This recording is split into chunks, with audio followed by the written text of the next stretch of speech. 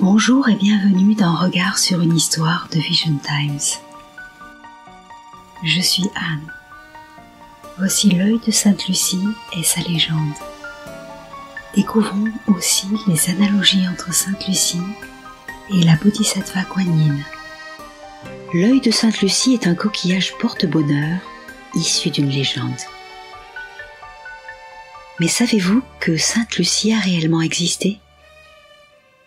Par ailleurs, pourrions-nous établir un lien entre la Sainte Lucie occidentale et la princesse Miao Shan, qui devint la déesse de la miséricorde Kuan Yin. L'œil de Sainte Lucie désigne l'opercule naturel d'un coquillage, plus précisément d'un escargot des mers, l'astrée rugueuse, ou Bolma rugosa de son nom scientifique, plus communément appelé aussi le turbo méditerranéen. Ce mollusque doit changer son opercule lorsque sa coquille grandit. Ce coquillage est généralement récupéré dans les filets des pêcheurs professionnels. Ces derniers ne récupèrent que l'opercule du coquillage et rejettent le turbo en mer. Dès lors, les turbos pourront poursuivre leur cycle de vie et rejeter de nouveaux opercules. Les opercules vont également échouer sur les plages méditerranéennes. On en trouve notamment en Corse, en bord de mer. Cet opercule ressemble à un œil humain. Cet opercule calcaire a une forme ovoïde qui fait penser à un œil. Il a une face plate et blanche avec une spirale brune, et une face bombée foncée plus orangée qui peut faire penser à un œil. Les opercules trouvés en plongée ou sur les plages sont plus usés et ont une couleur blanchâtre, contrairement à ceux récupérés par les pêcheurs en pleine mer qui sont d'un orange soutenu. L'œil de Sainte Lucie a différentes vertus et est appelé coquillage porte-bonheur. En Corse, l'œil de Sainte Lucie est très prisé en bijouterie. On le retrouve en pendentifs, colliers, bracelets, bagues. Il est considéré comme porteur de différentes vertus et est souvent qualifié de porte-bonheur. Il protégerait les femmes vierges et contribuerait à la paix des hommes. Il aurait des vertus sur le corps. Certains disent qu'il apaise la gorge et agirait aussi sur l'esprit en éloignant le mauvais œil, soit en langue corse, Lokju. C'est pour ce pouvoir qu'il est surtout très connu.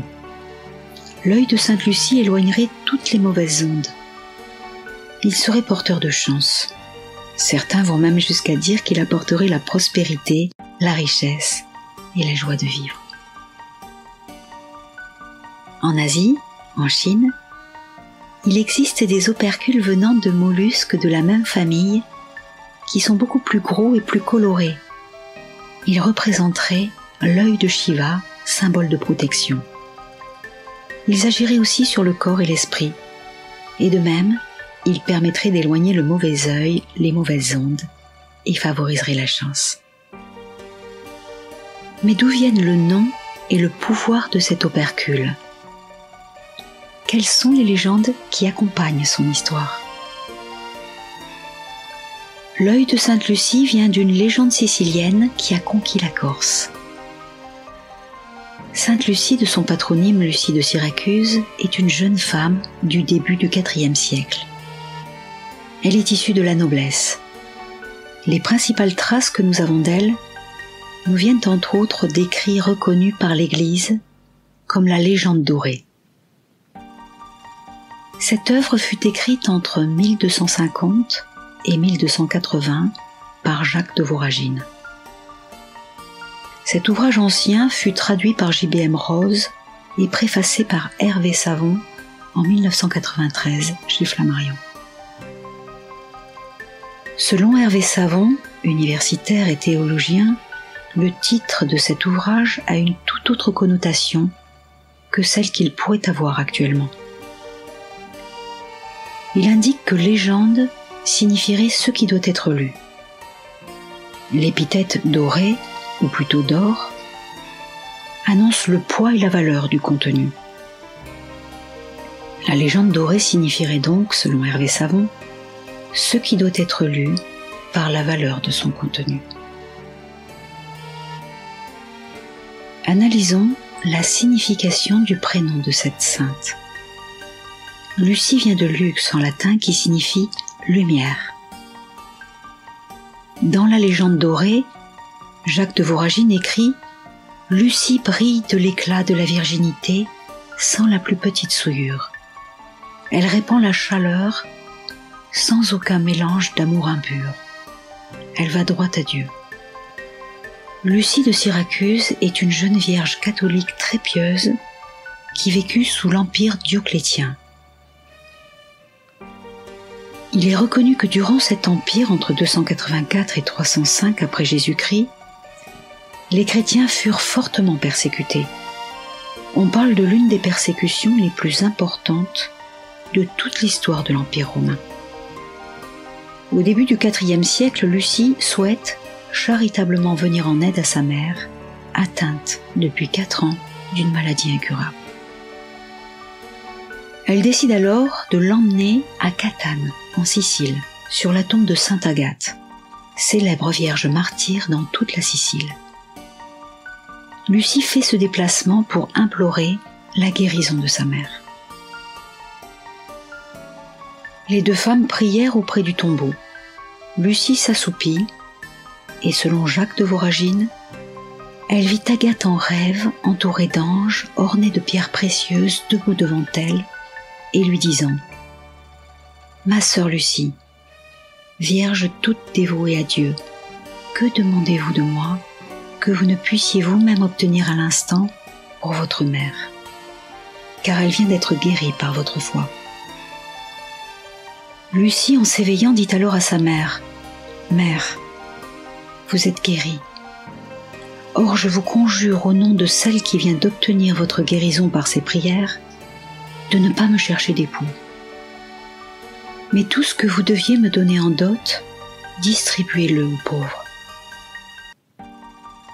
Lucie, humble de nature alors que bien née, dévote, voulut offrir aux plus démunis l'héritage qui lui revenait de son père défunt. Ce que sa mère n'accepta pas tout de suite, lui disant qu'elle en disposerait à sa mort. Lucie lui aurait dit alors « En mourant, si vous me donnez quelque chose, c'est parce que vous ne pouvez l'emporter avec vous.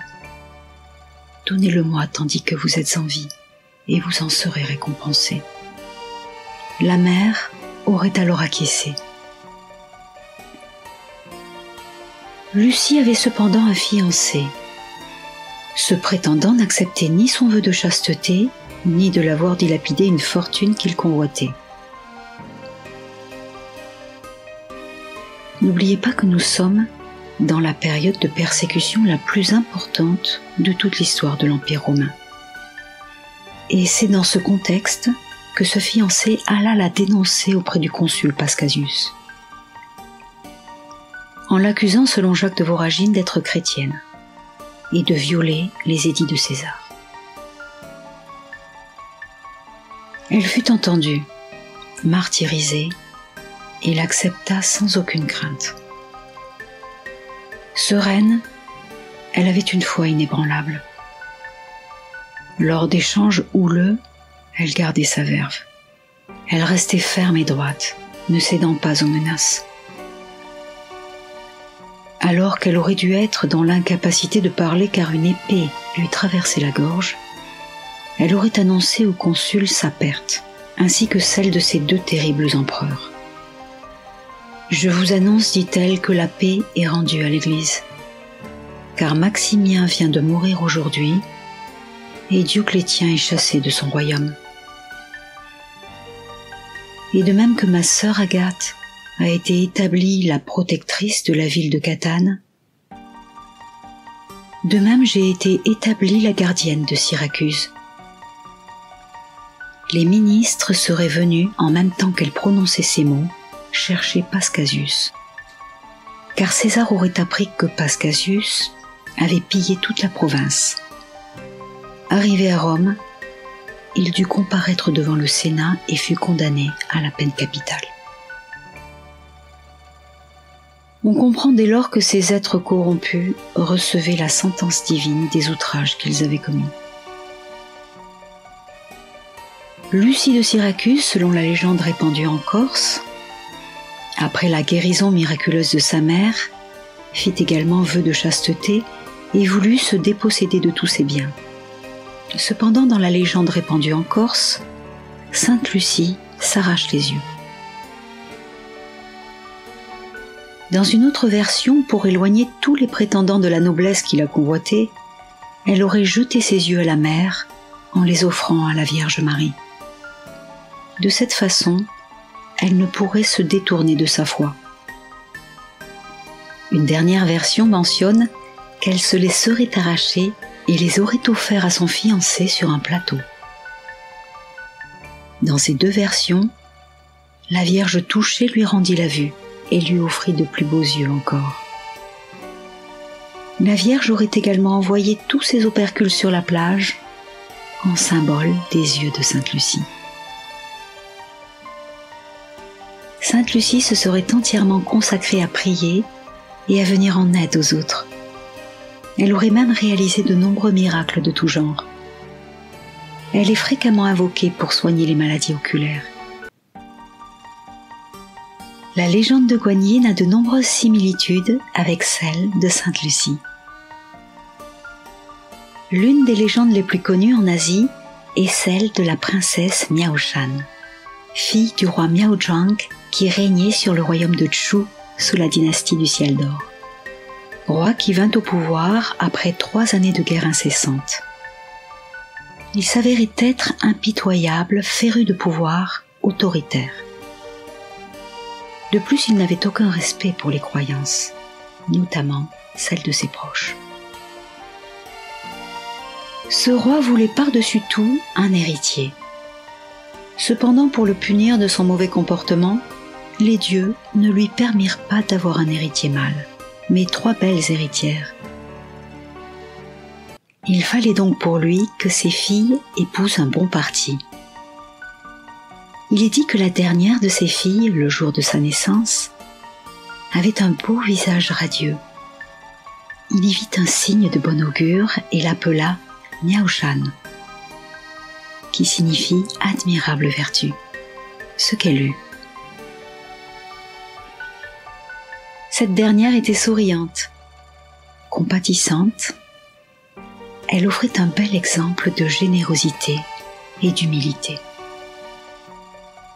Lorsqu'elle fut en âge de se marier, elle récusa l'idée et annonça qu'elle voulait se retirer et embrasser la vie religieuse. Elle souhaitait devenir une nonne bouddhiste, suivre la voie de la sagesse, s'améliorer par la cultivation spirituelle. Son souhait était d'apporter le salut au monde. Le roi, à qui personne ne résistait en temps normal, était furieux de l'entêtement de sa fille. Il la bannit du palais, la déposséda de toute richesse, la vêtit en haillons et l'envoya vivre dans les jardins de la reine, en la chargeant d'accomplir seule toutes les besognes nécessaires. Elle acquiesça à son sort sans rechigner. Elle voulait absolument s'exiler. Le roi la laissa rejoindre le monastère de l'Oiseau Blanc et ordonna par édit royal à la bonzesse Sœur Chen de la charger des tâches les plus ingrates et les plus difficiles pour la dissuader de suivre cette voie. Elle supporta toute la charge de travail qui lui était impartie sans jamais se plaindre. Aucune autre bonzesse n'aurait pu le supporter.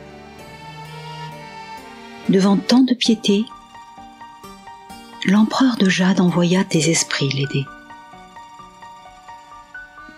Le roi, excédé que sa fille ne renonce pas à sa foi, la fit ramener au palais et fit brûler le monastère. Comme elle lui résistait encore, il la condamna à être exécutée pour désobéissance au roi Miao. Aucune lance ni épée ne parvinrent à l'endommager. Les versions diffèrent. Certains parlent d'un tigre qui se serait emparé d'elle et l'aurait emmenée dans la forêt. Ce tigre pourrait bien être Tudi Gong ou le seigneur de la terre, dans la philosophie taoïste. Il joue un rôle crucial en tant que gardien et défenseur du domaine terrestre. Le roi se meurt d'un mal incurable. Aucun médecin ne sait soigner son mal, ni ne trouve de remède efficace. Un moine dit avoir la recette du remède divin qui sauverait le roi. Elle se compose des bras et des yeux d'une personne pure, disposée à les donner. En entendant cela, le roi fut catastrophé, car il pensait succomber à sa maladie. Mais le moine lui dit connaître une telle personne dans son royaume, une bodhisattva de la compassion, qui pourrait être disposée à l'aider. Miao Shan était cette personne. Elle accepta par compassion et par piété filiale. Le roi guéri voulut remercier en personne celle qui fit ce sacrifice pour lui. Arrivé au mont, il reconnut sa fille. Il eut profondément honte et prit conscience de tout le mal qu'il lui avait fait subir, ainsi qu'à son peuple. C'est alors qu'il implora les cieux de rendre la vue et les bras à sa fille. Par son sacrifice, elle permit à son père d'ouvrir son cœur. Il est dit que Miao Shan disparut, puis réapparut transformée en déesse de la miséricorde, les bras et les yeux restaurés. Par sa cultivation, elle devint ainsi une bodhisattva de la compassion, la bodhisattva Guanyin, la déesse aux 1000 bras et aux 1000 yeux.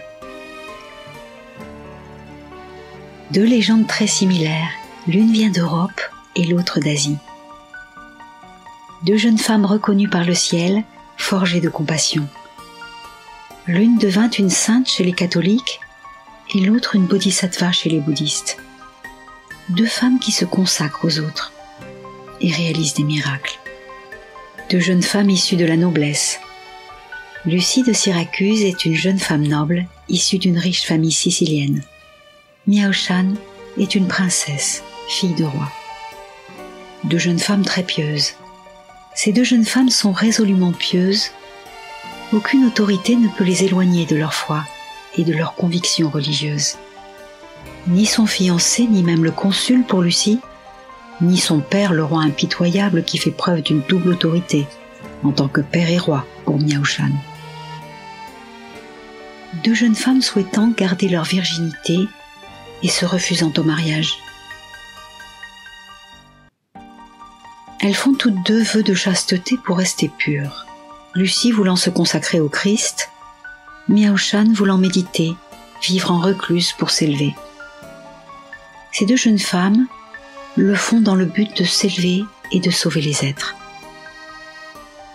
Deux jeunes femmes qui sacrifient par pure compassion une partie de leur corps. Dans la légende corse, Lucie offre ses yeux à son fiancé pour qu'il comprenne qu'elle ne veut pas se détourner de sa foi. Miao Shan offre ses bras et ses yeux pour sauver son père d'une maladie, qui représente tous ses péchés passés dus à son manque de cœur. Deux jeunes femmes miséricordieuses. Deux jeunes femmes pleines de compassion. Lucie pour sa mère qu'elle cherche à sauver, Miao Shan pour son père qui l'a tant fait souffrir. Elles n'ont aucune rancune en elles. Elles savent pardonner.